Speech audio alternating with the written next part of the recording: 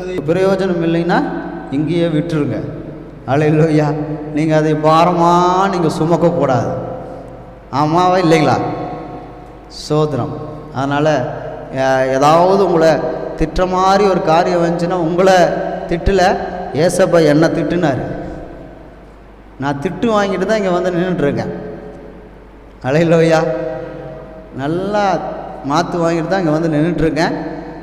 அதை நான் உங்கள்கிட்ட கூச்சப்படாமல் வெக்கப்படாமல் சொல்கிறேன். நீங்கள் சப்போஸ் ஒருவேளை அந்த வார்த்தை உங்கள் வாழ்க்கைக்கு தேவை என்றால் அதை கெட்டியாக பிடித்து கொள்ளுங்கள். இல்லைன்னா நீங்கள் உட்கார்ந்துருக்கிற சேர்லேயே விட்டுருங்க. அல்லேலூயா. கர்த்தருக்கு மகிமை உண்டாவதாக. ஆமென். சவுண்டே வர மாட்டேங்குது. ஆரம்பமே அற்பமாக இருக்கிறது, முடிவு சம்பூர்ணம் ஆயிருமா? அது முடிஞ்சதுக்கப்புறம் சம்பூர்ணம் ஆகி என்ன பண்ணுறது? அல்லேலூயா. கர்த்தருக்கு ஸ்தோத்திரம். எதுக்கெல்லாம் வசனத்தை பிடித்து கொள்ளுகிறார்கள்? எல்லாத்துக்கும் ஒரே வசனத்தை பிடித்து கொள்ளக்கூடாது. வசனம் ஆரம்பம் அற்பமாக இருக்கும் பொழுது முடிவு சம்பூர்ணமாக இருக்குன்னு இல்லை. ஆண்டவர் பேச பேச பேச இருதயம் என்ன செய்யணும்? கொழுந்து விட்டு எரியணும். அதுதான் ஏசப்பா உங்களோட பேசினார்னு அர்த்தம். உங்கள் இருதயம் கொழுந்து விட்டு எரியாமல் வயிறு கொழுந்து விட்டு எரிந்தால் ஏசப்பா உங்களோட பேசலின்னு அர்த்தம். வயிறு எரியணுமா இருதயம் எரியணுமா? இருதயம் எரியணும். வயிறும் வாயும் எரிஞ்சிச்சுன்னா ஏசப்பா நம்மளோட இடைப்படவில்லை என்ற அர்த்தம். பார்ப்போம் எத்தனை பேர்த்துக்கு முடிவில் சம்பூர்ணம்னு சொல்லியிருக்கிறீங்க, எத்தனை பேர்த்துக்கு இருதயம் எரியுதா இல்லை வயிறு எரியுதான்னு பார்த்துருவோம். அல்லேலூயா. நேராக நேராக என்னதான் எரியும்? வயிறு கொஞ்சம் லைட்டாக எரியுது பாஸ்டர். என்ன கேட்குது? சாப்பாடு கேட்குது. அல்லேலூயா. வயிறு எரிஞ்சா சாப்பாடு உணவு, இருதயம் எரிஞ்சா அதுக்கும் என்ன வேணும்? சாப்பாடு உணவு வேணும். அதுதான் தேவனுடைய வார்த்தை. வயிறு எரிஞ்சதுன்னா ரேஷன் அரிசி போட்டு கருவாடு குழம்பு வச்சு ஃபுல்லாக அடிச்சிடலாம். இருதயம் எரிஞ்சுன்னா சாப்பாடு எங்கே தான் இருக்குது? பைபிளில் தான் இருக்குது. கர்த்தருக்கு ஸ்தோத்திரம். அப்போஸ்தலர் 19வது அதிகாரம். அப்போஸ்தலர் 19வது அதிகாரம் 2வது வசனத்தை வாசிக்கிறோம்.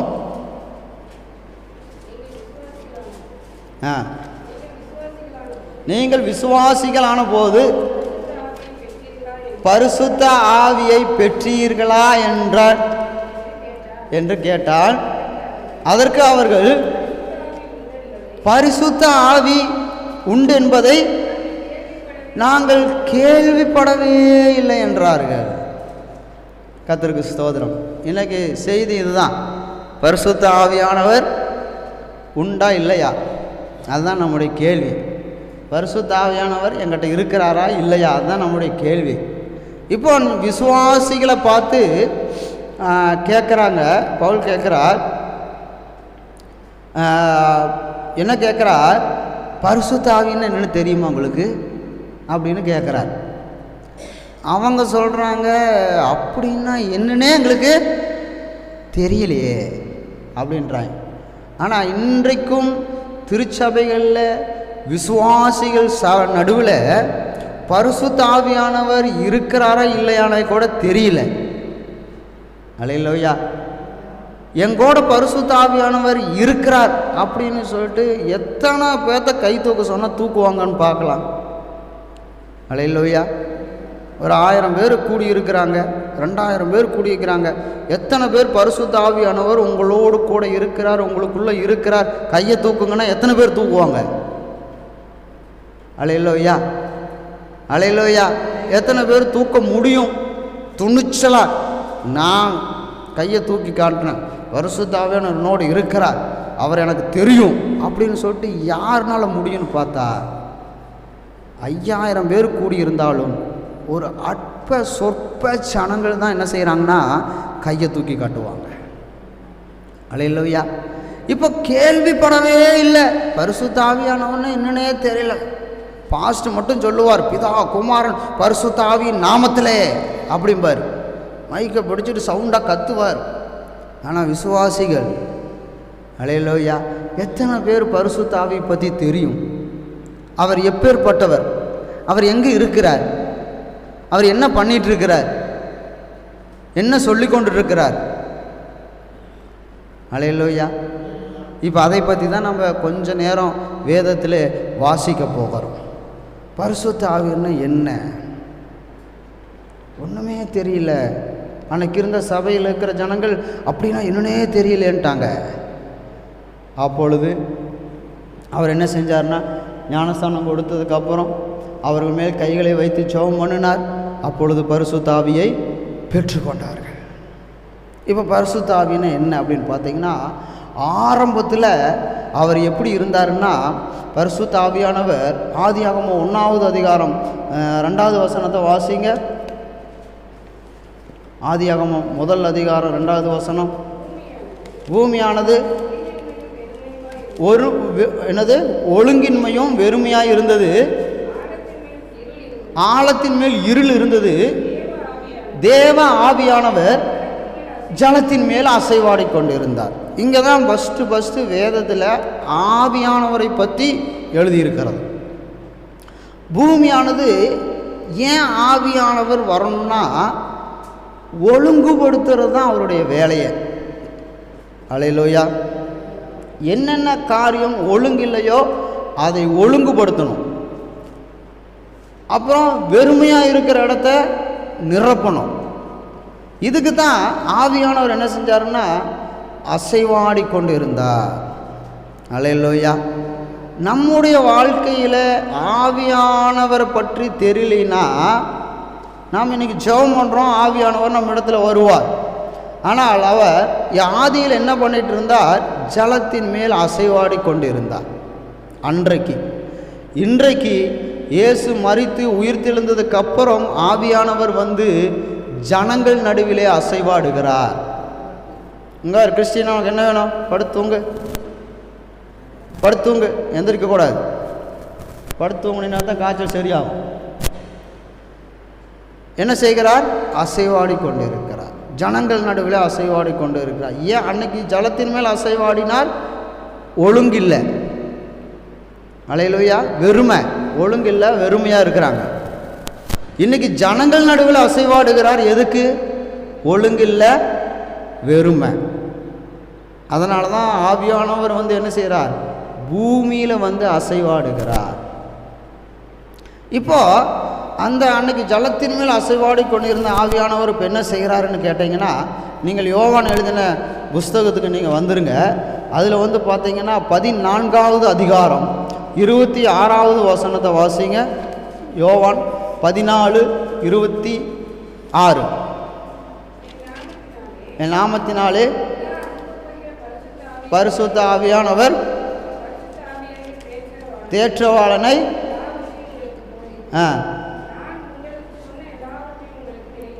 நினைப்பூட்டுவார். வாசிங்க. சமாதானத்தை உங்களுக்கு வைத்து போகிறேன், என்னுடைய சமாதானத்தை உங்களுக்கு கொடுக்கிறேன். ஆமே, கொடுக்கறதில்லை. இருதயம் கலங்காமலும் பயப்படாமலும் இருப்பதாக நான் போவேன் என்றும் திரும்பி உங்களிடத்தில் வருவேன் என்றும் நான் உங்களுடன் சொன்னதை கேட்டீர்களே. நீங்கள் என்னில் அன்புள்ளவர்களாய் இருந்தால் பிதாவினிடத்திற்கு போகிறேன் என்றும் சந்தோஷப்படுவீர்கள். ஏனெனில் என் பிதா என்னிலும் பெரியவராய் இருக்கிறார். அல்லேலூயா. நான் போய் என்ன செய்வேன்? உங்களுக்கு என் நாமத்தினாலே பிதா அனுப்ப போகிற பரிசுத்த ஆவியாகிய தேற்றவாளன் என்ன செய்வார்? உங்களுக்கு வந்து எல்லாவற்றையும் உங்களுக்கு போதித்து கற்றுக் கொடுப்பார். அதுதான் ஒழுங்கில்லாத இடத்துல ஒழுங்குபடுத்துறது என்னது? போதித்து கற்றுக் கொடுக்கிறது. அவர் என்ன செய்வார்? வந்து பிரசங்கம் பண்ணுவார். பிரசங்கம் பண்ணி நம்மளுக்கு என்ன செய்வார்னா கற்றுக் கொடுப்பார். நம்மளுக்கு தெரியாத விஷயங்களை கற்றுக் கொடுப்பார். நம்மளுக்கு எவ்வளவு வயசானாலும் நிறைய காரியங்கள் நமக்கு தெரியாது. நான் சொல்லுவாங்களே, இவ்வளோ வயசாயிருச்சு உனக்கு இன்னமும் ஒன்றும் தெரிய மாட்டேங்குதுன்னு பேசுவாங்க. வேதத்தை குறித்து, ஆவியானவரை குறித்து, இயேசுவை குறித்து, பரிசுத்த ஆவியை குறித்து, பிதாவை குறித்து நமக்கு நிறைய என்ன தெரியும்? வயசு எவ்வளவோ ஆகட்டும், என்ன தெரியும் அப்படின்னு பார்த்தா உங்களுக்கு தெரியாது. அதைத்தான் என்ன செய்கிறார்? பரிசுத்த ஆவியானவரை குறித்து தான் நம்ம இன்றைக்கி பேசிகிட்டு இருக்கிறோம். பிதாவை குறித்து பேசலாம், இயேசுவை குமாரனை குறித்து நம்ம பேசுவோம். ஆனால் இன்னைக்கு பரிசுத்த ஆவியானவரை குறித்து பேசிகிட்டு இருக்கிறோம். இயேசு சொல்லுகிறார், என் நாமத்திலே பிதா அனுப்பு போகிற பரிசுத்த ஆவியானவர். அன்றைக்கு ஜலத்தின் மேல் அசைவாடி கொண்டிருந்த ஆவியானவரை, ஒழுங்கின்மையும் வெறுமையாய் இருந்த பொழுது அனுப்பின அசைவாடின ஆவியானவரை இன்றைக்கு இயேசுவின் நாமத்திலே பிதா அனுப்ப போகிறார். அல்லேலூயா. வேதம் இயேசு சொல்லுகிறார், என் நாமத்தினாலே பிதா அனுப்ப போகிற பரிசுத்த ஆவியானவர். அல்லேலூயா. இயேசுவின் நாமத்தில் அனுப்ப போகிறார். அல்லேலூயா. எதற்கு அனுப்ப போகிறார்? எதற்கு இங்கே வரப்போகிறார்? இங்கே கவனி, இங்கே நினைப்பார், எதுக்கு ஆவியானவர் அனுப்ப போகிறார் அப்படின்னு கேட்டிங்கன்னா, ஒழுங்கின்மையானவைகளை ஒழுங்குபடுத்துவதற்கு, வெறுமையானவர்களை, குறைவுள்ளவர்களை நிறைவாய் மாற்றுவதற்காகத்தான் நம்ம பிதா என்ன செய்கிறார்? இயேசுவின் நாமத்தினாலே அனுப்ப போகிற பரிசுத்த ஆவியானவர் நம்மிடத்தில் வந்திருக்கிறார். அல்லேலூயா. குமாரனாக வந்து ரத்தம் சிந்தி மரித்து உயிர்த்தெழுந்து பரலோகத்திலே சிங்காசனத்துக்கு முன்பாக நின்று கொண்டு இருக்கிறார். இங்கே பூமி வெறுமையாக இருக்குது. இயேசு போயிட்டார்ல, பூமி வெறுமையாகத்தானே இருக்குது. சமாதானத்துக்கு எங்கே போவாங்க? சந்தோஷத்துக்கு எங்கே போவாங்க? ரட்சிப்புக்கு என்ன பண்ணுவாங்க? அதனால தான் குறைவாக இருக்குது, ஒழுங்கில்லாமல் இருக்கிறாங்க, பரிசுத்தத்துக்கு ஒழுங்கில்லாமல் இருக்கிறாங்கன்னு சொல்லிட்டு தான் அவர் பிதா என்ன செஞ்சார்? குமாரன் அங்கே சிங்காசனத்துக்கு முன்பாக நின்று கொண்டு இருக்கிறார். பரிசுத்த ஆவியை பூமியில் அனுப்பிட்டார். இப்போ பரிசுத்த ஆவியானவர் பூமியில் தான் இருக்கிறார். அல்லேலூயா. எங்கே 2 பேர் 3 பேர் நாமத்தினாலே கூடுகிறார்களோ அங்கே நான் இருக்கிறேன் என்று சொல்லி நம் நடுவிலே உலாவி கொண்டு இருக்கிறார். ஆமாவா இல்லைங்களா? சவுண்டே வரல. ஆமேன், இருக்கிறார். பாருங்க, யோவான் 16:7 சொல்லுகிறது, நான் உங்களுக்கு உண்மையை சொல்லுகிறேன். என்னது? என்ன சொல்றாரா? உண்மையை சொல்றார். பொய் சொல்றதுக்கு அவர் கட்சி தலைவர் அல்ல. ஹல்லேலூயா. பொய் சொல்றதுக்கு அவர் மனுஷன் அல்ல. மனம் மாறுவதற்கு அவர் மனுபுத்திரனும் கிடையாது. அவர் உண்மையை சொல்லுகிறார். என்ன சொல்லுகிறார்? நான் போகிறது உங்களுக்கு பிரயோஜனமா இருக்கும். இவர் எங்க போறாரு? பரலோகத்துக்கு போறாரு. நான் போறது உங்களுக்கு பிரயோஜனமா இருக்கும். நான் போகாது இருந்தால் என்ன நடக்கும் தெரியுங்களா? தேற்றவாளன் உங்களிடத்திலே வரார். நான் போவேன் ஆகில் அவரை உங்களிடத்திற்கு அனுப்புவேன். தேற்றவாளன் யார்? பரிசுத்த ஆவியானவர். இவர் போனது நம்மளுக்கு பிரயோஜனமாக இருந்துச்சு. ஏன்னா ஆவியானவரை அனுப்பிச்சிட்டாரு. மனிதன் ஒரு தரம் பிறக்கணும், மீண்டும் மரிக்கணும். அதுதான் நியாயம். இயேசுவாகவே இருந்தாலும் ஒரு தரம் தான் பிறக்கணும், அப்புறம் மரிக்கணும், அப்புறம் உயிர் தெழுந்து பரலோகத்துக்கு போயிடணும். இதுதான் பைபிளுடைய நீதி. ஏசப்பா என்ன செஞ்சார்? அதே அந்த நீதியை நிறைவேற்றினார். மரித்தார், அடக்கம் பண்ணப்பட்டார், மீண்டும் உயிரோடு எழுப்பி போயிட்டார். இப்போ யார் வர்றாங்கன்னா, தேற்றவாளன் ஆகிய இயேசு பரிசுத்த ஆவியாக இங்கே வருகிறார். அல்லேலூயா. நான் உங்களுக்கு அடிக்கடி சொல்லுவேன், ஆவி, சரீரம், ஆவி இருக்கிறது நமக்குள்ளே. இப்போ நம்ம சர்ச்சுக்குள்ளே தான் கொண்டிருப்போம். நம்முடைய ஆவி என்ன எங்கே போகும்? எங்கே இருக்கும்? சும்மா சொல்லுங்களேன், உங்கள் ஆவி எங்கே இருக்கு? ஏங்க எங்கேயோ இருக்குது. இருக்குதா இல்லையா? ஆமாவா இல்லைங்களா? சர்ச்சுக்குள்ளே தான் இருக்கு. சரி, ஆவி, ஆத்மா, சரீரம் 3 எங்கே தான் இருக்குது? சர்ச்சுக்குள்ளே தான் இருக்குது. ஆனால் ஒரு சிலருக்கு எங்கே இருக்கும்? எங்கேயோ இருக்கும். ஆமாவா இல்லைங்களா? அதே போல் ஏசப்போடைய சரீரம் எங்கே இருக்குது? பரலோகத்தில் இருக்குது. ஆனால் அவருடைய ஆவி எங்கே இருக்குது? அவரை நேசிக்கிறவர்கள் இடத்துல இருக்கிறது, அவரை ஆராதிக்கிற இடத்துல இருக்கிறது. அவருடைய நினைப்பு பூரா இங்கே தான். நம்முடைய ஆவியும் எங்கேயோ சுத்துற மாதிரி ஏசப்பாவுடைய ஆவி எங்கே இருக்குது? இங்கே இருக்குது. அதுக்கு உதாரணமாக தான் அதை சொன்னேன். ஆனால் நீங்கள்லாம் இங்கே சர்ச்சுக்குள்ளே தான் இருக்கிறீங்க. ஹல்லேலூயா. ஆவி ஆத்மாவும் சரீரமும் எங்கே தான் இருக்குது? சர்ச்சுக்குள்ளே தான் இருக்குது. கர்த்தருக்கு ஸ்தோத்திரம். அப்போது அவர் போனால் அவர் என்ன செய்வார்னா, இவர் போயிட்டாரு, அவர் வந்துட்டார்.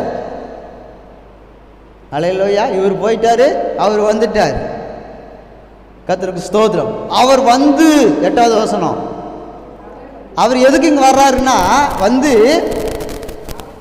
பாவத்தை குறித்து, 2வது நீதியை குறித்து, 3வது நியாய தீர்ப்பை குறித்து உலகத்தை கண்டித்து உணர்த்துவதற்காக இயேசப்பா இங்கே வந்திருக்கிறார்.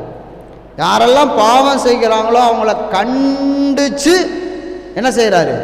உணர்த்துகிறார். அதுக்கு தான் ஆவியானவர் பூமியில் வந்தார். எல்லாம் ஒழுங்கில்லாமல் இருக்குது. ஆடு மாடு எப்படியோ அப்படி தான் மனுஷனும் இருக்கிறான். நான் சிங்கம்னு சொல்லிட்டு சிங்கமாவ மாதிரியே இருக்கான். ஹல்லேலூயா.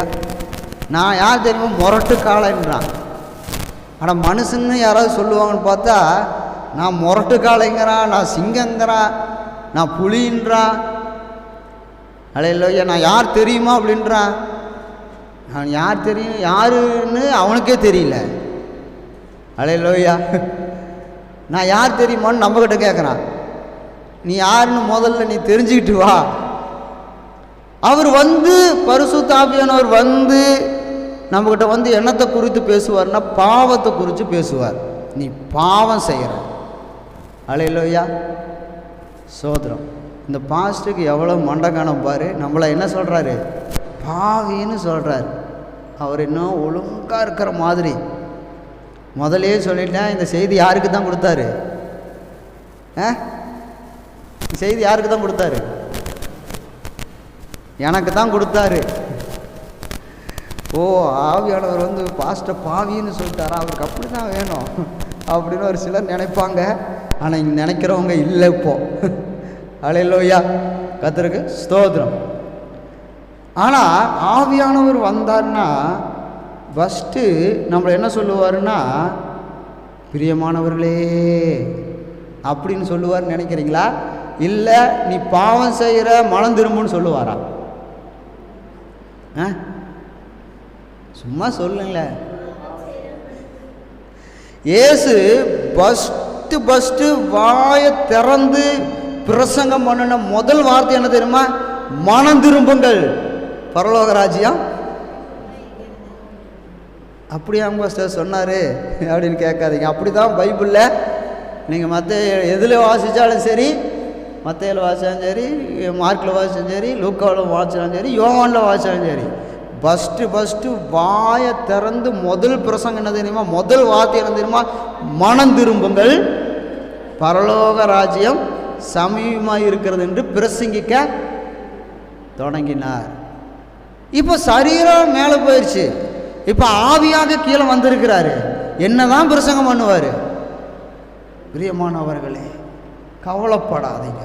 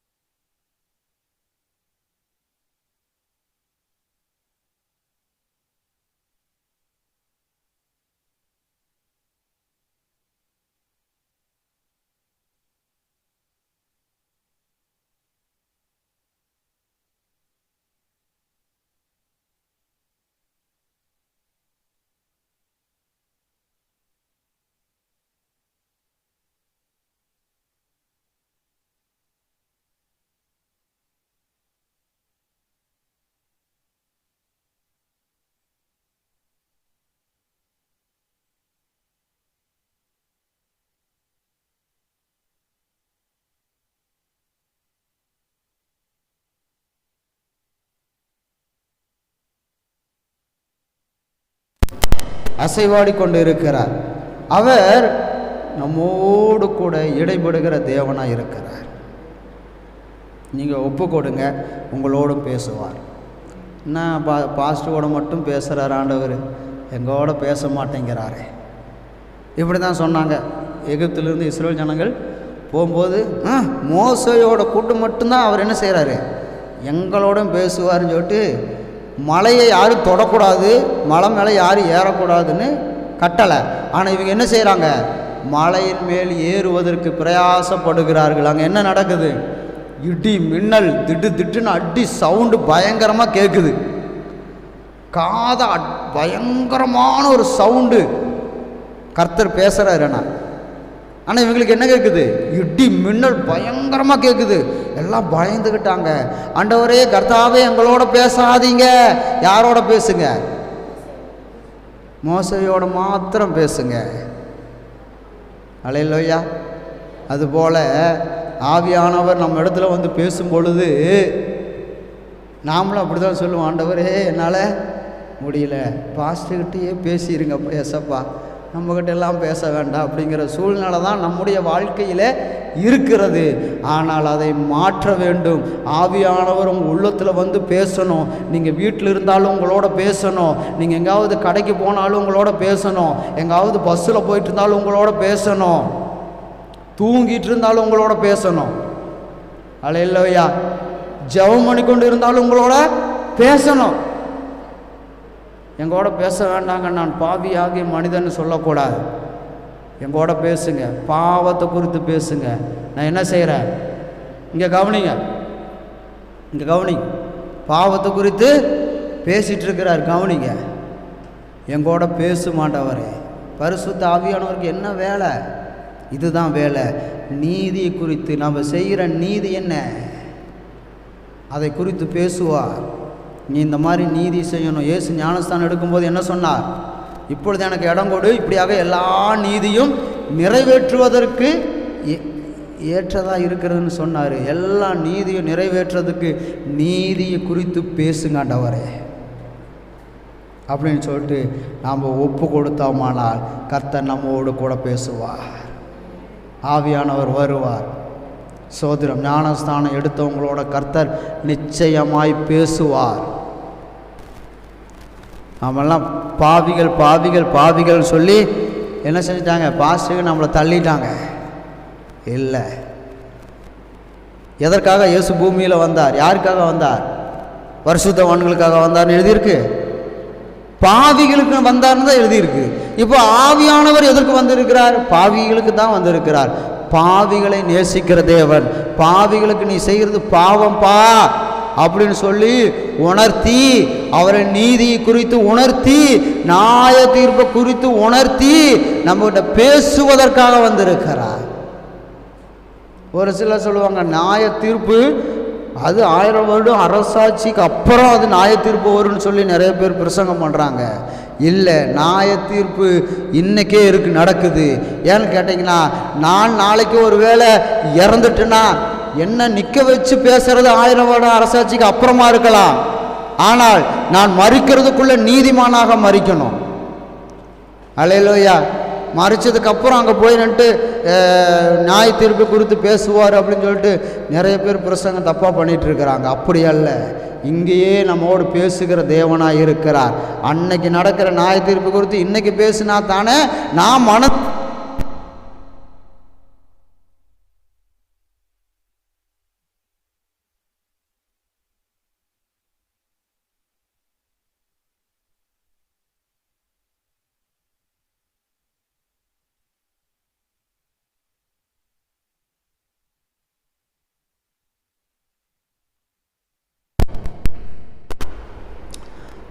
வருத்தப்பட்டு பாரம் சுமக்கிறவர்களே எல்லாரும் என்னிடத்துல வாங்க அப்படிம்பாரு. ஆனால் ஞானஸ்தானம் எடுத்தவங்களை என்ன சொல்லுவார் தெரியுமா, அற்ப விசுவாசியே. என்ன விசுவாசி, அற்ப விசுவாசியே சொல்லும். இல்லை, உனக்கெல்லாம் அறிவு இருக்குதான்னு நம்ம கேட்போம்ல, எந்த ஸ்டைலில் கேட்போம். உனக்கெல்லாம் கொஞ்சமாவது அறிவு இருக்குதான்னு என்ன சிரிச்சுட்டா கேட்போம், எப்படி கேட்போம், அப்படியே கோபம் முகத்தை பார்க்கணும். தக்க தக்க தக்க தக்கன்னு மிளகா செடியில் பழுத்த மிளகா மாதிரி முகம் எப்படி இருக்கும், தக்க தக்க தக்கன்னு இருக்கும். அப்படி தான் முகத்தை வச்சுக்கிட்டு கோவப்பட்டுட்டு நாம் கேட்போம், உனக்கெல்லாம் அறிவு இருக்குதா, உனக்கெல்லாம் கொஞ்சமாவது சூடு சொரணம் இருந்தால் தானே. அந்த மாதிரி தான் ஏசப்பா கேட்டார், அற்ப விசுவாசியே ஏன் சந்தேகப்பட்ட அப்படின்னு ஏசப்பா கேட்டிருப்பார். ஆனால் இதே விசுவாசிகள் பார்த்தா பாவம் பசியாக இருப்பாங்க, அவங்களுக்கு என்ன கொடுங்க, ஆகாரம் கொடுங்க. ஐயோ பாவம் பிசாசோடு வந்திருக்கான், பிசாசை துரத்துங்க. ஐயோ பாவம் வியாதியாக வந்திருக்கான், சுகப்படுத்துங்கன்னு தான் ஏசப்பா சொல்லுவார். ஆனால் ஞானஸ்தானம் எடுத்து சீசரானவங்களை சொல்லுவார் பாருங்க, என்ன சொல்லுவார், பேதுருவை பார்த்து அற்ப விசுவாசியே இருக்காதீங்க. பேதுருவை பார்த்து சொன்னார், ஒரு கேள்வி கேட்ட ஒன்று சொன்னார், என்ன சொன்னார்,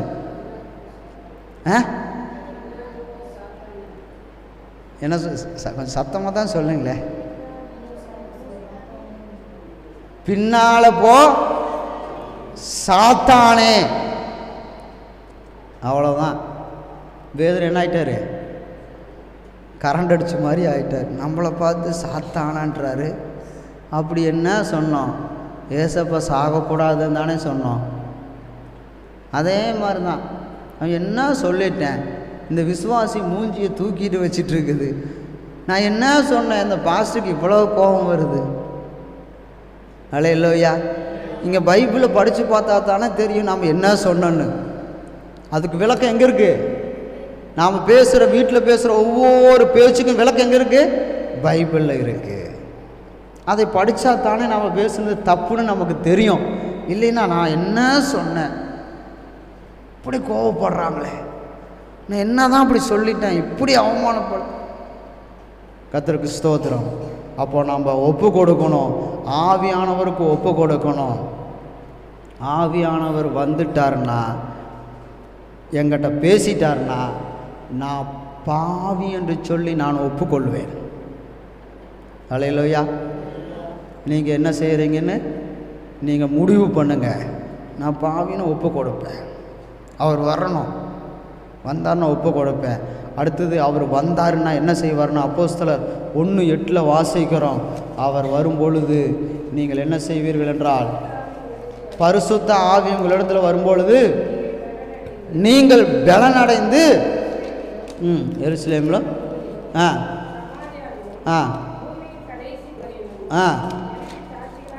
எனக்கு சாட்சிகளாக இருப்பீர்கள் என்றார். அதற்கப்புறம் அவர் எடுத்துக்கொள்ளப்பட்டார். அல்லேலூயா. அவர் பரிசுத்த ஆவி உங்களிடத்தில் வரும்போது உங்களுக்கு ஒரு புது பலன் கிடைக்கும். என்ன பலன்னா, சரீர பலன் கிடைக்குதோ இல்லையோ, ஆவிக்குரிய பலன் உங்களுக்கு வரும். ஒரு வைராக்கியம் வரும் பாருங்க. செத்தானையும் முகத்தில் முழிக்கக்கூடாதுன்னு. எதில் வருது, சரீரத்தில் வருது. ஆனால் பரிசுத்த ஆவி உங்கள்கிட்ட வந்துச்சுன்னா ஒரு பலன் கிடைக்கும் பாருங்க. என் இயேசுவுக்காக என் உயிரையே நான் கொடுப்பேன். அல்லேலூயா. என் இயேசுவுக்காக என் உயிரையே கொடுப்பேன் அப்படிங்கிற சொல்லுகிற ஒரு பலன் நமக்கு வரும். சரீரங்க நடக்க முடியாமல் கிடக்கும். இங்கேருந்து கடைக்கு போக சொன்னால் நம்ம சரீரம் நடக்க முடியாது, கஷ்டமாக இருக்கும், வயசாயிருச்சு, அது கிடக்குது சரீரம். ஆனால் ஆவி சொல்லும், ஆவி உற்சாகம் உள்ளது, மாம்சமோ பலவீனம் உள்ளது. மாம்ச பலவீனம் அது இருந்தால் இருந்துட்டு போகுது, அது கிடக்குது. ஆனால் நமக்குள்ளே இருக்கிற ஆவி உற்சாகமாக இருக்கும். அல்லேலூயா. அது பலன் அடையும். காலையில் எந்திரிச்சு ஜெபிக்கவே முடிய மாட்டேங்குது, ஆண்டவரை துதிக்கிறதுக்கு நேரம் கொடுக்கவே முடியல, செய்யவே முடியல, பைபிள் படிக்கவே முடியல, பலவீனம். ஆனால் பரிசுத்த ஆவியானவர் வந்துட்டார்னா நமக்கு வரும் பாருங்க ஒரு புது பலன். அப்பொழுது வேதத்தை ஒரு வருஷத்தில் ஒரு முறையாவது என்ன செஞ்சிடலாம், வாசித்து முடிச்சிடலாம். அவங்க தான் பரிசுத்த ஆவியானவரை பெற்றவர்கள். ஞானஸ்தானம் பெற்றவங்களால பைபிள் படிக்க முடியாது. யாரை பெறணும், பரிசுத்த ஆவியை பெறணும். நான் ஞானஸ்தானம் எடுத்துட்டேன், 5 வருஷம் ஆச்சு, 10 வருஷம் ஆச்சு, 15 வருஷம் ஆச்சு, 20 வருஷம், ஒன்றும் வேலைக்கு ஆகாது. யாரை பெறணும், பரிசுத்த ஆவியை பெறணும். அதனால தான் வேதத்திலே வாசிக்கிறோம், அக்னினாலும் பரிசுத்த ஆவியினாலும் அக்னினாலும் நீங்கள் ஞானஸ்தானம் பெறுவீர்கள். இது சரீர பிரகாரமாக எடுக்கிற ஞானஸ்தானம் செல்லாது, செல்லுபடி ஆகாது. அதுக்காக எடுக்காம விட்டுறாதீங்க, எடுக்கணும் கட்டாயம். எடுத்துட்டு மாம்சத்தில் எடுத்தால் தான் பரிசுத்த ஆவி வரும். பரிசுத்த ஆவி வந்தால் தான் அக்னியில் ஞானஸ்தானம் கொடுப்பார். அதற்காகத்தான் இயேசு போனார், பரிசுத்த ஆவியை அனுப்பியிருக்கிறார். நம்ம எல்லாம் என்ன செய்யணும்? பலன் அடையணும். இப்போ பரிசுத்த ஆவி உங்களிடத்தில் வந்துருச்சா இல்லையா? ஞானஸ்தானம் எடுத்துக்கிட்டோம், கர்த்தருடைய பந்தியில் பங்கு பெறுகிறோம், ஆனால் பரிசுத்த ஆவி இருக்குதா இல்லையா அப்படின்னு சொல்லி கேட்டால் எத்தனை பேர் எங்கிட்ட பரிசுத்த ஆவியானவர் இருக்கிறார் என்று சொல்லி மார்பை தட்டிக்க முடியும்? எங்கிட்ட பரிசுத்த ஆவியானவர் இருக்கிறார், அல்லேலூயா, எங்கிட்ட அவர் இருக்கிறார் அப்படின்னு சொல்லிட்டு எத்தனை பேர் சொல்ல முடியும்?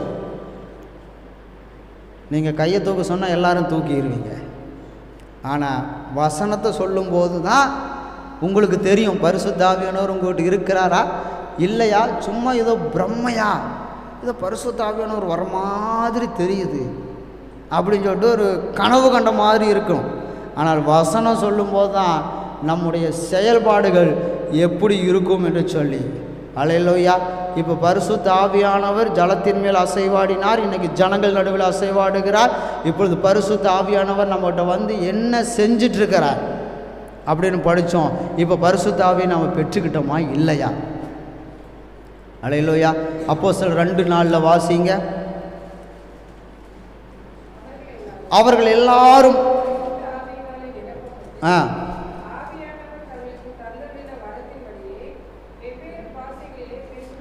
ஆவியானவர் அவர்கள் எல்லாரும் மேலும் பரிசுத்த ஆவியினால் நிரப்பப்பட்டார்கள்.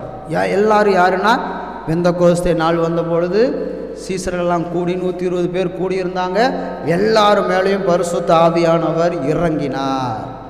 அவர்கள் எல்லாரும் எப்படி வாழ்ந்தார்கள் என்று சொல்லி நீங்கள் அப்போஸ்தலர் புஸ்தகத்தை படித்து பாருங்கள். அந்த பரிசுத்த ஆவி பெற்றவங்கெல்லாம் எப்படியெல்லாம் தேவனுக்காக வாழ்ந்தார்கள் என்று சொல்லி தெரியும். நாம் அப்படி வாழ்கிறோமா இல்லையான்னு சொல்லிட்டு நமக்கு தெரியும்.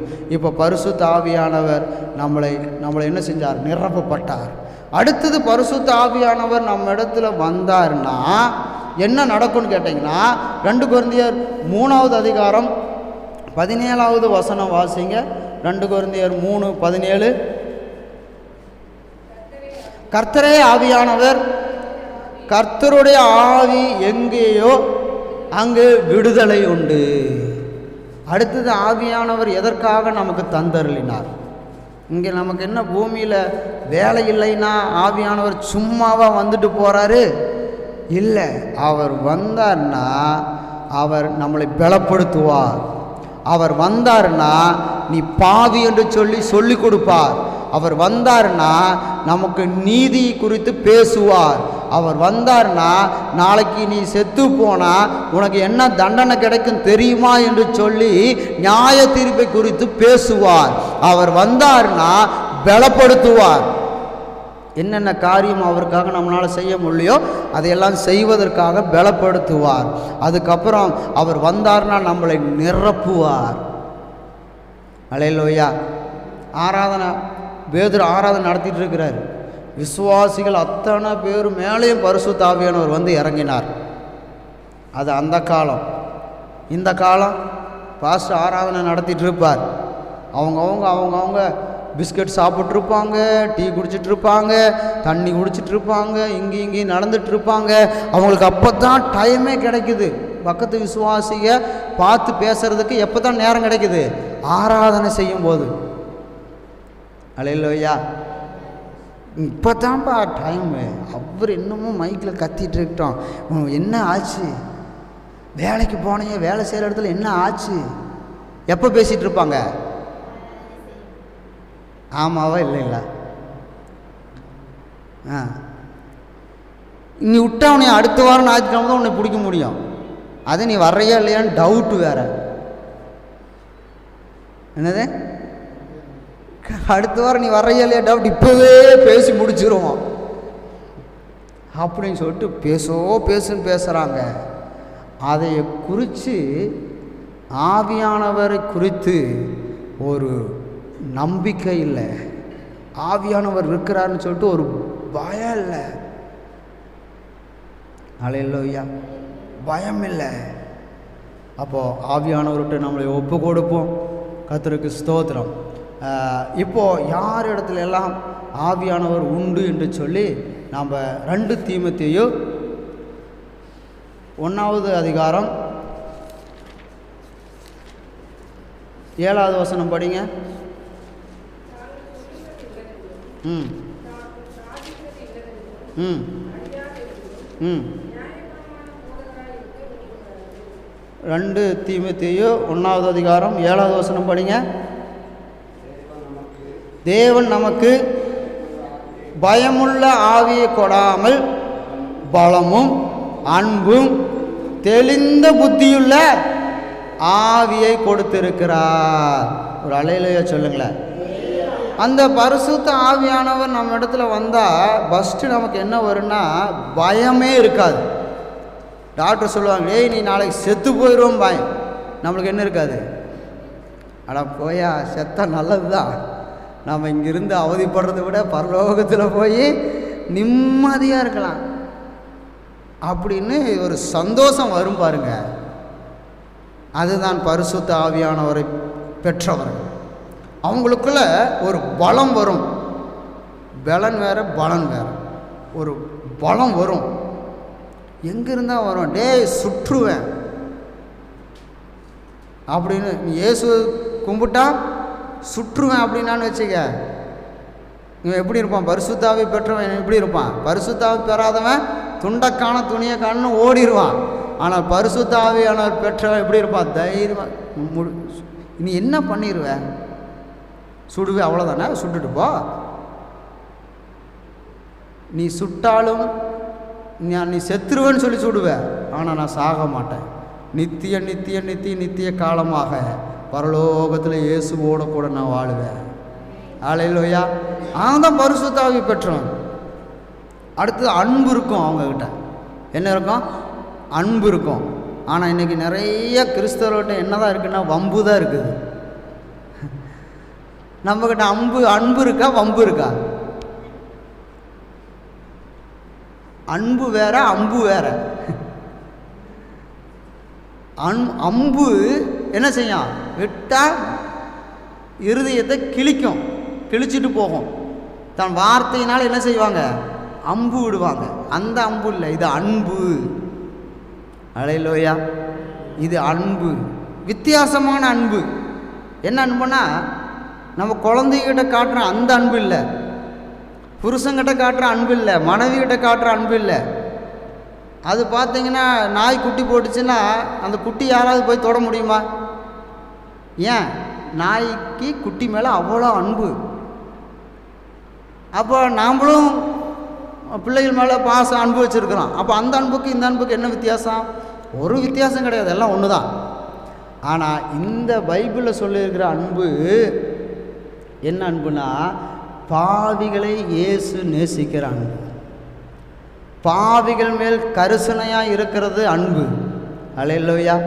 சுயநலத்துக்காக காட்டுகிற அன்புக்கு பேர் அன்பே கிடையாது. அல்லேலூயா.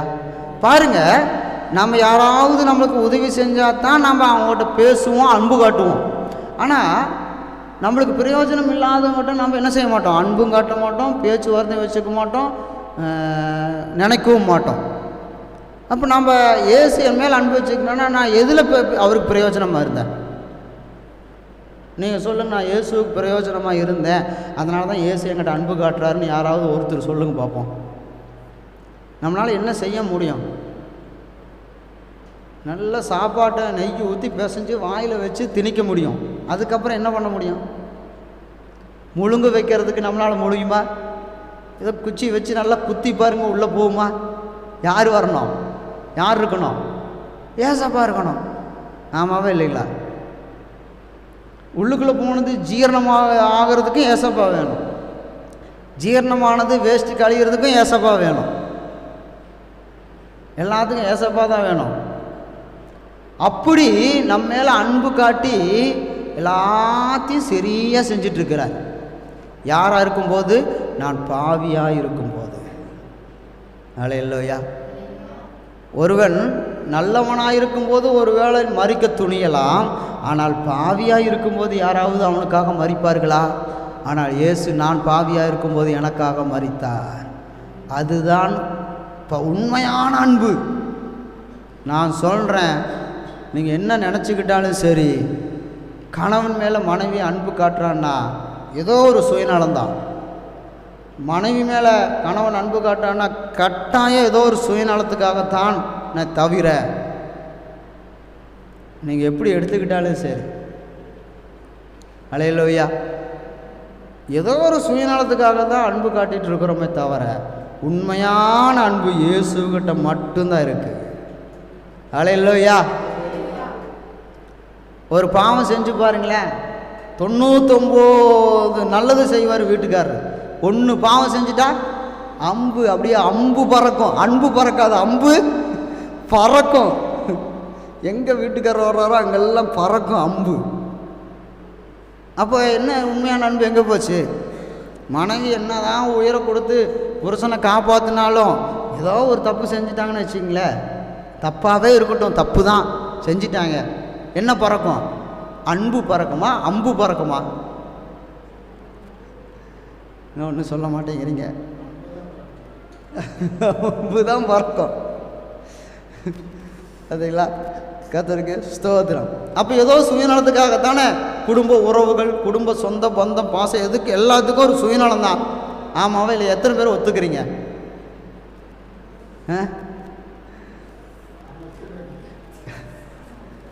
அப்பா, ஆனால் ஏசப்பா காட்டின அன்பு பச்சைவாதம் இல்லை. அவர் நம்ம மேல் வச்சிருக்கிற அன்பு ஏதோ எதிர்பார்ப்பு இல்லை. என்னத்தை எதிர்பார்ப்பார் அவர் நம்ம கிட்ட? பூமியே அவருது. மிஞ்சி போனால் ஒரு 2.5 சென்ட் இடம் வச்சுருப்போம். அதுவும் என்ன ஏசப்பா பேர்லேயே எழுதி வச்சுருக்கோம்? பேரில் தான் இருக்கணும். கர்த்தருக்கு ஸ்தோத்திரம். அப்போ எல்லாம் அவருது, எல்லாம் அவர் கொடுக்குறாரு. அப்போ நான் எப்படிங்க பாஸ்டர் ஏசப்பாட்ட அன்பு காட்டுறது?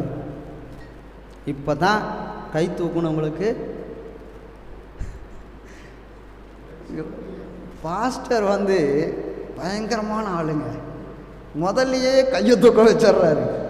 தூக்க வச்சுட்டு அப்புறம் வைக்கிறாரு. ஏன் ஆப்பு? அல்லேலூயா. கர்த்தருக்கு ஸ்தோத்திரம். இப்போ பரிசுத்த ஆவி உங்களிடத்தில் வந்தால் நீங்கள் இப்படி தான் இருப்பீங்க.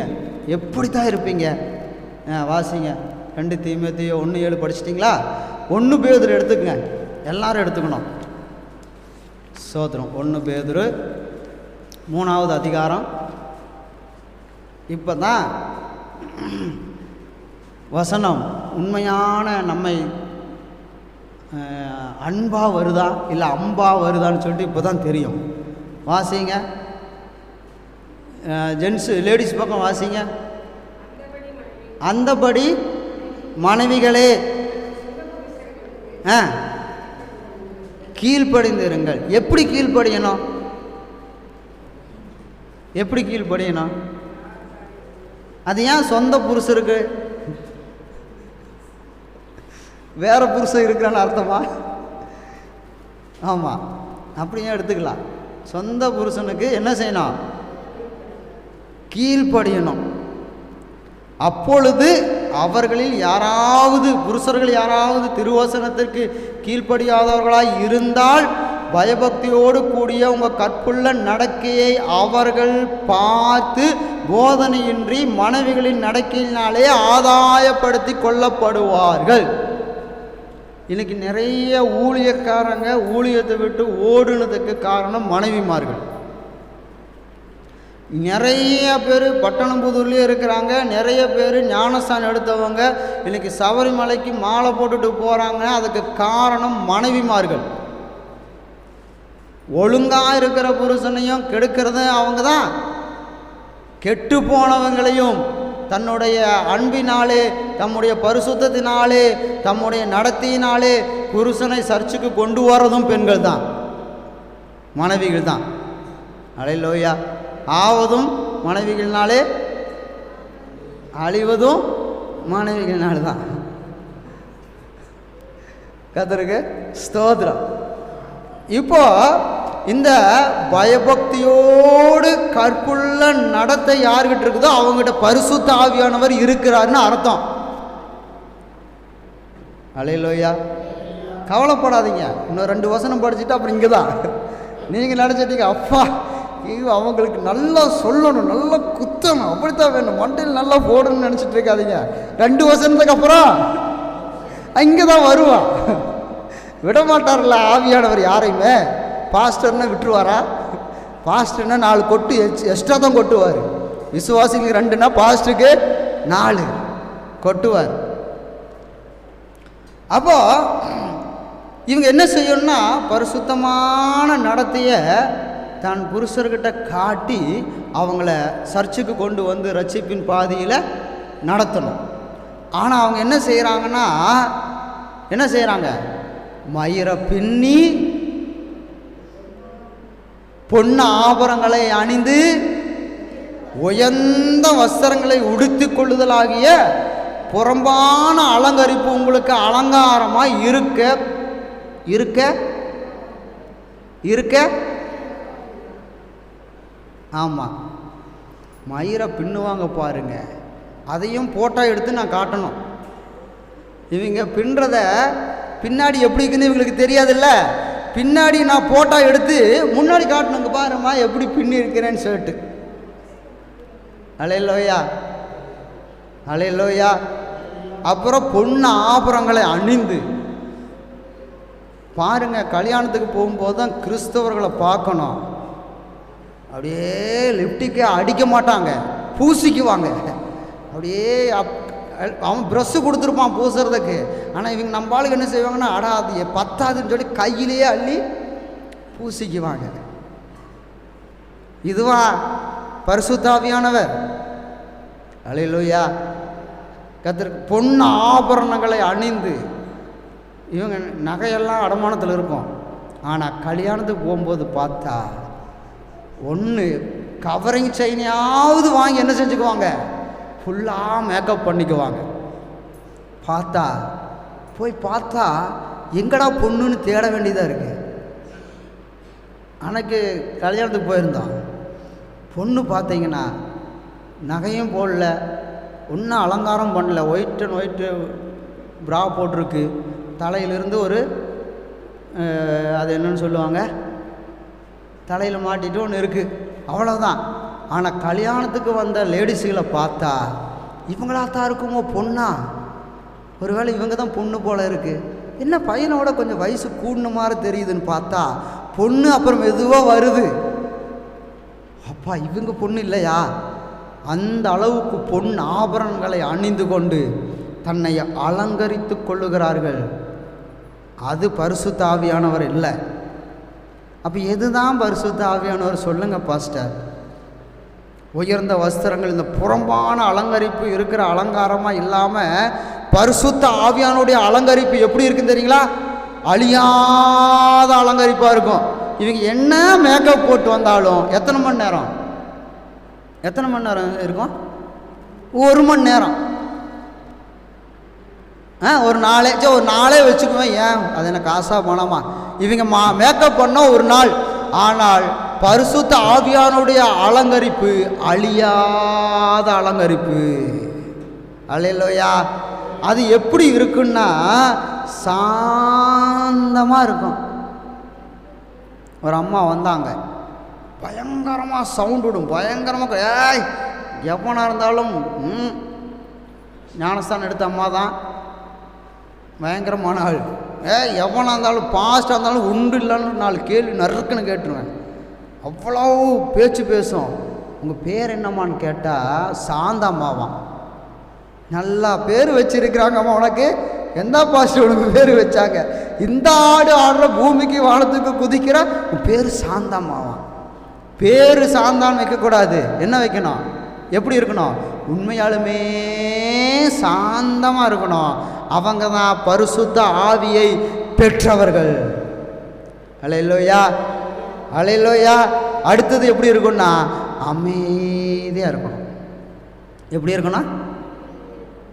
அமைதியாக இருக்கணும். அல்லேலூயா. அல்லேலூயா சொல்லலாம் கூட சொல்லக்கூடாது, அவ்வளோ அமைதியாக இருக்கணும். நீங்கள் தானே அமைதியாக இருக்க சொன்னீங்க, அப்புறம் நான் அல்லேலூயா சொல்லலாம்.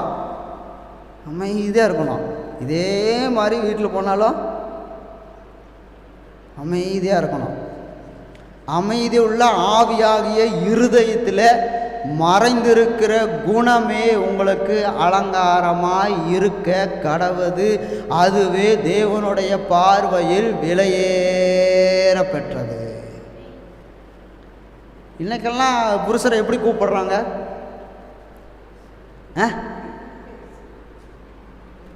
கொஞ்சம் ஒரு 2000க்கு முன்னாடி கல்யாணம் முடிச்சவங்களாம் கொஞ்சம் பாக்கியவான்கள் நான் நினைக்கிறேன். அதுக்கப்புறம் எப்படி தான் கூப்பிட்றாங்க? இன்றைக்கெல்லாம் புருஷரை எப்படி தான் கூப்பிட்றாங்க? சொல்ல மாட்டேங்கிறீங்களே. நீங்கள் தானே அமைதியாக இருக்க சொன்னீங்க. இப்போ வந்து பேச சொன்னால் என்ன பாஸ்டர் அமைதியாக இருக்க சொல்கிறீங்க, அப்புறம் பேச சொல்கிறீங்க, நாங்கள் என்ன தான் பண்ணுறது? அல்லேலூயா. அன்னைக்கு எப்படி சொன்னாங்கன்னா, புருஷர்களை ஆண்டவன் அப்படின்னு சொல்லி கூப்பிட்டா மாமா என்ன ஆண்டவரே, என்ன ஆண்டவரை தான் ஆண்டவன்பாங்க, எங்கள் புருஷனையுமே ஆண்டவன்பாங்க. ஆமாம், வாசிங்க 6.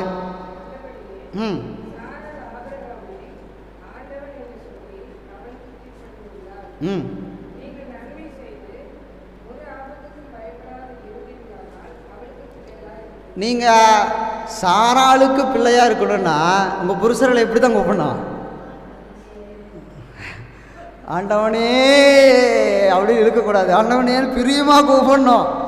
ஐயோ அப்படின்னு கூப்பிடுற மாதிரி இருக்கக்கூடாது.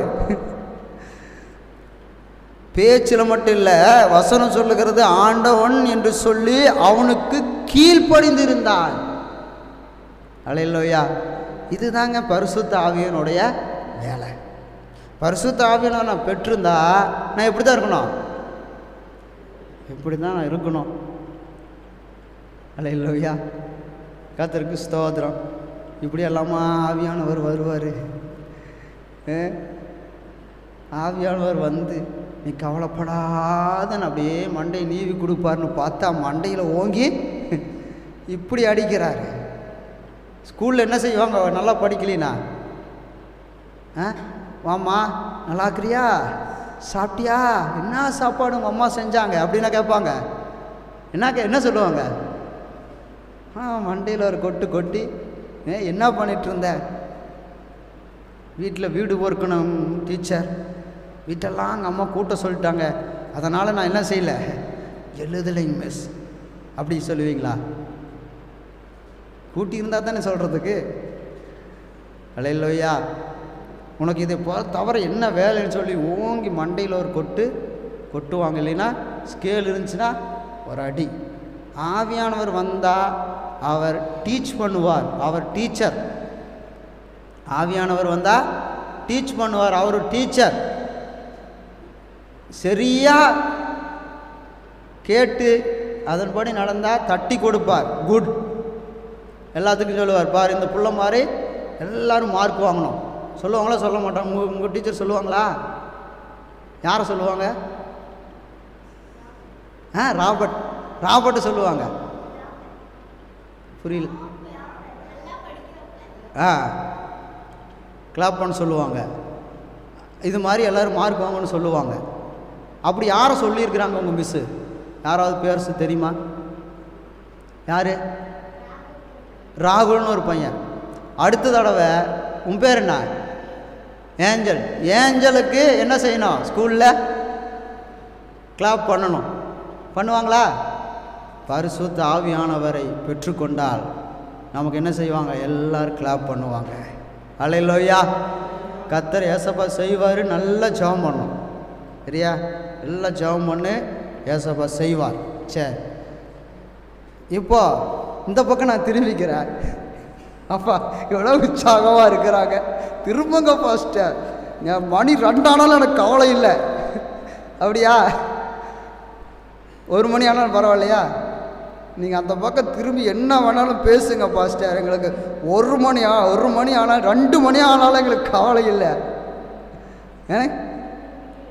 3 மணி ஆனாலும் கவலை இல்லை. அப்பா பசிக்கவே பசிக்காது. ஸ்தோத்திரம். சரி வாசிங்க 7வது வசனம். அந்தபடியே புருஷர்களே, மனைவியானவள் பலவீன பாண்டமாக இருக்கிறபடியால், என்ன பாண்டம்? பலவீனம். நீங்கள் வந்து பாருங்க பாஸ்டர், எங்கள் வீட்டில் என்ன பலவீனமாக இருக்கிறாங்களா இல்லை பலனாக இருக்கிறாங்களான்னு நீங்கள் வந்து ஒரு தடவை பாருங்க பாஸ்டர் அப்படின்னு சொல்கிறீங்களா? என்ன பண்ணுறது, பைபிளில் எழுதிருச்சு, நம்மளால மாற்ற முடியாது. அவங்க என்ன சவுண்ட் விட்டாலும் பைபிள் சொல்லுகிறது பலவீன பாண்டம். அல்லேலூயா. அவங்கள பலவீன பாண்டமாக இருக்கிறதுனால உங்கள் ஜெபங்களுக்கு தடை வராதபடிக்கு நீங்கள் விவேகத்தோடு அவர்களோடு வாழ்ந்து விவேகமாக பேசணும், விவேகமாக அவங்களோட நடந்துக்கணும். ஏன்னா அவங்க என்ன பாண்டம்? பலவீன பாண்டம். அல்லேலூயா, அல்லேலூயா. அவர்கள் பலமாக இருந்தாலும் வசனம் சொல்லி இருக்கிறது அவர்கள் பலவீனம்தான். அவங்களோட விவேகத்தோடு வாழ்ந்து உங்களோடு கூட அவர்களும் நித்திய ஜீவனாகிய கிருபையை சுதந்திரித்து கொள்ளுவர்களாகும்படி அவர்களுக்கு செய்ய வேண்டிய கனத்தை செய்யுங்கள். அவங்க பலவீனமான பாண்டம். அவங்களும் என்ன செய்யணும்? ரட்சிக்கப்படணும். அல்லேலூயா. அவங்களும் ரட்சிக்கப்படணும்ல. அதனால் என்ன செய்யணும்னா கொஞ்சம் வேகத்தோடு இல்லை, என்னத்தோடு? விவேகத்தோடு நாம் செயல்பட வேண்டியதாக இருக்கிறது. அடுத்தது 2 பேர்த்துக்கும் சேர்ந்து ஆண்டவர் சொல்லுகிறார், மேலும் நீங்கள் எல்லோரும் ஒருமனப்பட்டவர்களும் இரக்கமுள்ளவர்களும் சகோதர சிநேகிதர் உள்ளவர்களும் மன உருக்கம் உள்ளவர்களும் இணக்கமுள்ளவர்களுமாய் இருக்கிறவர்கள் குடும்பத்தில் பரிசுத்த ஆவியானவர் வேலை செய்து கொண்டு இருக்கிறார் என்று அர்த்தம். நீ சொல்லி நான் கேட்கணும். எப்படி? நீ சொல்லி நாங்கள் இந்த அதிகாரத்தில் வேற எங்கேயாவது வச்சுக்கோ, இங்கே வச்சுக்கோ. விதை எங்கிட்ட பாய்ச்சா என்ன செய்யாது? பழிக்காது. வேற எங்கே வேணாலும் வச்சுக்க அப்படின்னு சொல்கிற குடும்பத்தில் பரிசுத்த ஆவியானவர் இருப்பாரா? இல்லை மனதுருக்கம் உள்ளவர்களும் இணக்கம் உள்ளவர்களும் சகோதர சிநேகத்தை உள்ளவர்களும் இரக்கம் உள்ளவர்களும் ஒருமனப்பட்டவர்கள் வீட்டில் பரிசுத்த ஆவியானவர் வேலை செய்வாரா? அல்லேலூயா. ஒருமனப்படணும். பூமியில் 2 பேர் ஒருமனப்பட்டால் என்ன வேணாலும் நடக்கணும் மத்தேயு 18:18 சொல்லுகிறது. அந்த 2 பேர் யார்? கணவன் மனைவி தான். வேறு யாராவது ஒருமனப்பட முடியுங்களா? யாரும் ஒருமனப்பட முடியாது. கணவன் மனைவி 2 பேரும் ஒருமனப்பட்டால் என்ன வேணாலும் சாதிக்கலாம். ஆனால் பிசாசு என்ன பண்ணுவான்? ஃபஸ்ட்டு எங்கே தான் கை வைப்பான்? இவங்க 2 பேரையும் ஒருமனப்பட விட்டா நம்ம பொழப்பு என்ன ஆயிரும்? நாரிரும். அதனால் இவங்க 2 பேர்த்தையும் ஒன்று சேர்றதுக்கு விடக்கூடாது. நீ தெற்க போனால் புருஷன் வடக்கு போகணும், மனைவி வடக்கு போனால் புருஷன் மேற்க போகணும். 2 பேர்த்துக்கு 2 ரூட்டை ஒன்று பண்ணிடுவோம்.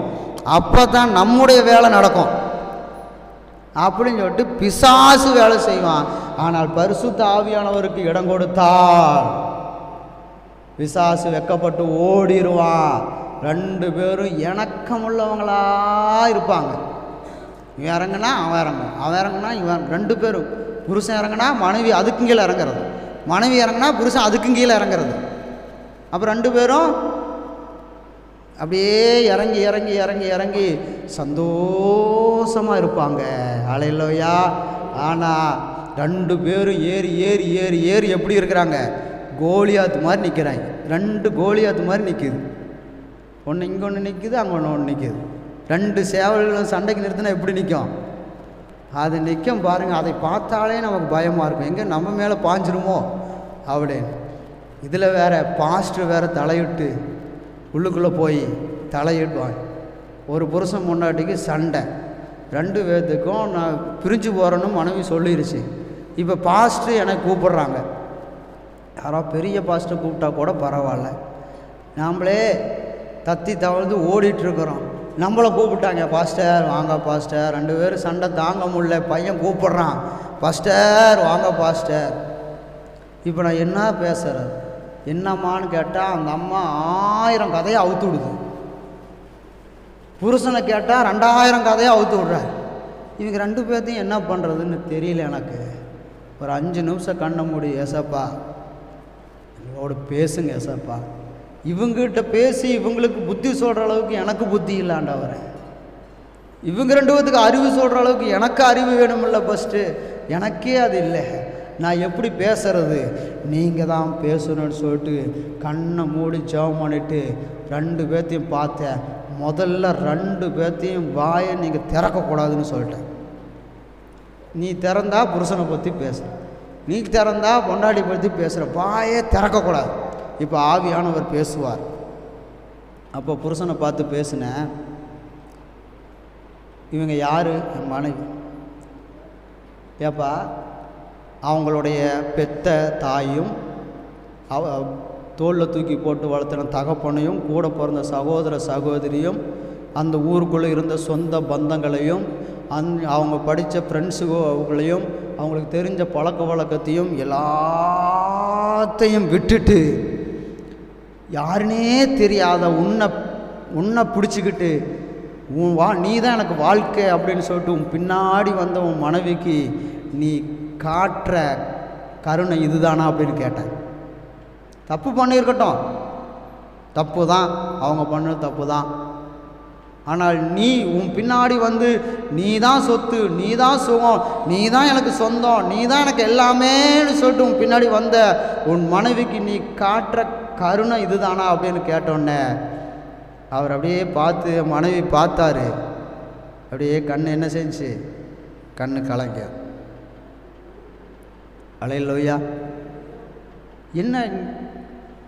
என்ன பண்ணிகிட்ருக்க நீ, இதுதான் உன்னுடைய வீரமா, வா நான் ஒருத்தனை காட்டுறேன், உன் வீரத்தை காட்டு, வந்து வா, எனக்கு தெரியும் ஒரு ரவுடி தெரியும், உன் வீரத்தை வந்து காட்டுவா, நீ ஒரு ஆம்பளையாக இருந்தால் வீரத்தை வந்து காட்டுவா, நான் கூட்டிகிட்டு போகிறேன் வா அப்படின்னு சொன்னேன். உன் மனைவிக்கிட்ட உன் வீரத்தை காட்டுற, அல்லேலூயா, இதுதான் ஆம்பளைத்தனமா அப்படின்னு சொன்னோன்னே அவர் அப்படியே அழுதுட்டார். அதுக்கப்புறம் மனைவி பார்த்து பேசினேன், ஏம்மா அவர் சம்பாரித்து அவங்க அம்மாவுக்கு கொடுக்குறாரா, இல்லைங்க பாஸ்டர். அவங்க சம்பாரித்து அவங்க அப்பாவுக்கு அனுப்புகிறாரு, இல்லைங்க பாஸ்டர். அப்புறம் அக்கா தங்கச்சிகள் கொடுக்குறாரு, இல்லைங்க பாஸ்டர். அப்புறம் யாருக்கு கொடுக்குறாங்க, கடங்காருக்கு தான் கொடுக்குறாரு, வட்டிக்காரனுக்கு கொடுக்குறாரு. எதுக்கு கடன் வாங்கினாரு, எதுக்கு வட்டி வாங்கினார், பிள்ளைகளுக்கு ட்ரெஸ் எடுக்கணும், பிள்ளைகளுக்கு ஸ்கூல் ஃபீஸ் கட்டணும், பிள்ளைகளுக்கு 3 பிள்ளைக்கு அவங்களுக்கு எல்லா காரியத்தையும் செய்யணும், அதுக்கு கடன் வாங்கினார். இப்போ என்னமோ சம்பாரித்து அவங்க அப்பா வீட்டுக்கும் அவங்க அம்மாவுக்கும் அவங்க கூட பிறந்தவங்களுக்கும் கொடுத்த மாதிரி நீங்கள் பேசிகிட்டு இருக்கிறீங்க. உங்கள் குடும்பத்துக்கு தானே அவர் செலவு பண்ணிகிட்ருக்கிறாரு, உங்கள் குடும்பத்துக்கு தானே வட்டி கட்டிகிட்டு இருக்கிறாரு, உனக்கு தானே வட்டி கட்டிகிட்டு இருக்கிறாரு. இப்போ என்ன பண்ணிட்டார் அவர், நல்லா சர்ச்சுக்கு போயிட்டு நல்லா தானே வாழ்ந்துட்டுருக்கிறாரு, அதுக்குள்ளே உங்களுக்கு என்ன பிரச்சனை அப்படின்னு சொல்லிட்டு கொஞ்சம் வசனத்தை எல்லாம் எடுத்து அவங்களுக்கு சொல்லும் பொழுது அவர்கள் ஆவியானவருக்கு ஒப்பு கொடுத்தார்கள். அல்லேலூயா. ஆவியானவருக்கு ஒப்பு கொடுத்தார்கள். இன்றைக்கி அவர்கள் சந்தோஷமாக போயிட்டுருக்கிறாங்க, சர்ச்சுக்கு போயிட்டுருக்கிறாங்க.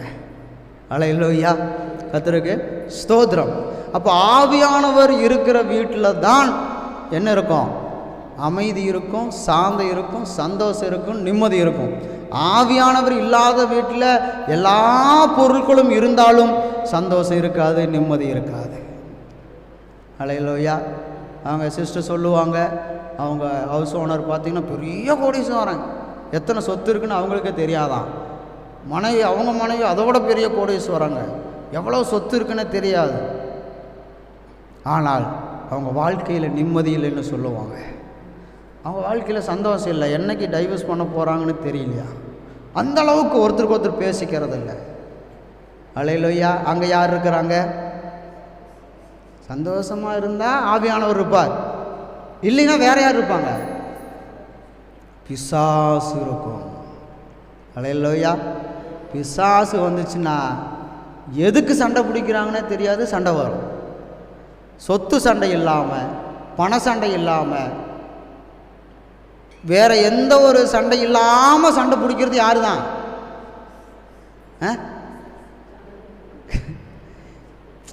அண்ணன் தம்பினா கூட சொத்து தகலாறுன்னு சொல்லி சண்டை பிடிச்சிக்கிட்டான்னு சொல்லலாம். வேற ஏதாவது குடுக்கல் வாங்கல்னா கூட அடுத்து பக்கத்து வீட்டுனா கூட குடுக்கல் வாங்கல சண்டைன்னு சொல்லலாம். இல்லை கணவன் மனைவிக்கு எதுக்கு சண்டை பிடிச்சாங்க சொல்லுங்க பார்ப்போம். எதுக்கு சண்டை? ஒன்றுமே இல்லைங்க பாஸ்டர். ஒன்றுமே இல்லாமல் சண்டை பிடிக்கிறது யாரு தான்? கணவன் மனைவி தான். எங்க அது கணவன் மனைவியினுடைய சொத்தை ஏமாற்றிட்டாரா? இல்லை மனைவி கணவனுடைய சொத்தை ஏமாற்றிட்டாரா? அப்படியே கொஞ்சம் ஏமாத்தினாலும் பீரோவில் தான் ஸ்டோரேஜ் ஆகும், ஒன்றும் பிரச்சனை இல்லை. அல்லேலூயா. ஒன்றுமே இல்லாமல் சண்டை பிடிக்கிறவங்க 2 பேர், ஒன்று கணவன், இன்னொன்று மனைவி. பிள்ளைகள் கூட 2 பேர் இருந்தாங்கன்னா அவன் அதை சொல்லிட்டான், இதை சொல்லிட்டான், அவன் அதை பண்ணிட்டான், இதை பண்ணிட்டான்னு சண்டை வரும். ஆனால் ஒன்றுமே இல்லாமல் சண்டை பிடிக்கிறவங்க கணவன் மனைவி. அவங்களுக்குள்ள பரிசுத்த ஆவியானவர் இருந்தால், பரிசுத்த ஆவியானவர் இருந்தால் என்ன வரும்? அமைதி வரும். கோபம் வரும், ஆனால் உடனே என்ன வந்துடும்? அமைதி வந்துடும். அல்லேலூயா. அப்போ பரிசுத்த ஆவியானவர் இருக்கிறார். ஏற்றுக்கிட்டீங்கன்னா வாழ்க்கை சந்தோஷமாக இருக்கும். இல்லை அவருக்குத்தானே பாஸ்டருக்கு தானே ஆண்டவர் பேசினார், எனக்கு இல்லை அப்படின்னு சொல்லி யாரும் நினைக்காதீங்க. ஏசப்பா நம்மோடு தான் பேசிகிட்டு இருக்கிறார். ஒரே ஒரு வசனத்தை படிச்சுட்டு நம்ம ஜெபம் பண்ண போகிறோம்.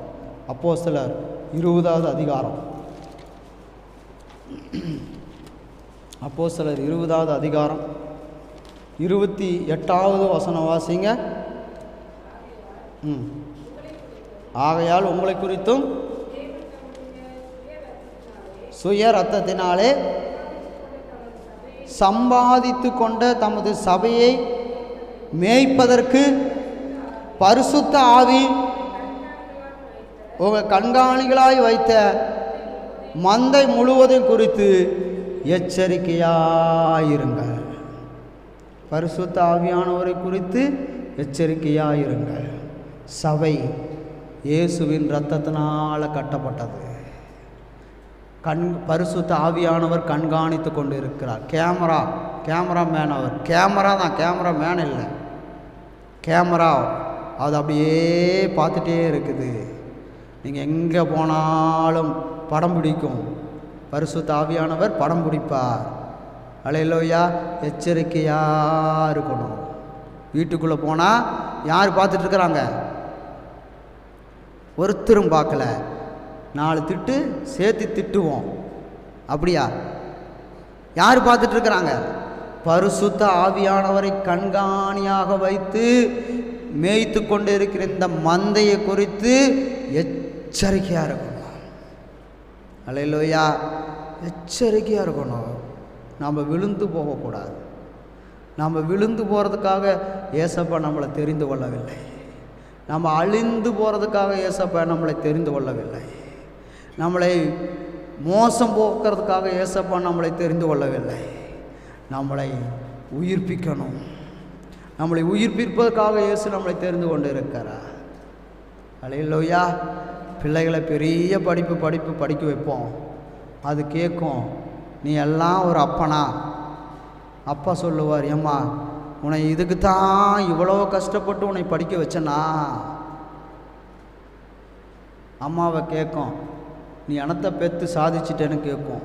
அப்போ அம்மா சொல்லுவான், அழுதுட்டு சொல்லுவான், இதுக்கு தான் இவ்வளோ கஷ்டப்பட்டு உன்னை நான் படிக்க வச்சனா? அல்லேலூயா. இதுக்கு தான் படிக்க வச்சனா அப்படின்னு சொல்லிட்டு அப்பனும் அம்மாவும் அழுவாங்க. அதுபோல பரிசுத்த ஆவியானவர் அழுவார். நீங்கள் முத்திரையாய் பெற்ற பரிசுத்த ஆவியானவரை துக்கப்படுத்தக்கூடாது, வேதனைப்படுத்தக்கூடாது. ஹல்லேலூயா. ஒப்பு கொடுங்க. ஆவியானவர் ஏசப்பா சரியில்லைன்னா சவுக்கு எடுத்துட்டு என்ன செய்வார்? அடிப்பார். அதே போல் ஆவியானவர் சரியில்லைன்னா கண்டித்து உணர்த்துவார். பிள்ளைகளுக்கு பெற்றோர்கள் மூலியமாய் கண்டித்து உணர்த்துவார். பிள்ளைகள் சரியில்லைன்னா அப்பாவை என்ன சொல்லி வேதம் சொல்லுகிறது? பிரம்பினால் அடிக்கணும். வேதம் சொல்லுறது அப்பாவுக்கு கொடுத்த வேலையை அப்பா செய்யணும். திட்டணும், நல்லா திட்டணும். அதுக்காக திட்டக்கூடாது, அடிக்கக்கூடாதுன்னு பைபிளில் சொல்லவே இல்லை. அமைதியாக இருந்தேன்னா அவ்வளோதான், தலையில் மிளகாய் அரைச்சிடுவாங்க. அதனால் சரியான முறையில் நம்ம குடும்பம் நடத்தணும். அதற்கு யார் வேணும்னா பரிசுத்த ஆவியானவர் வேணும். எல்லாரும் ஒரு நிமிடம் கண்களை மூடி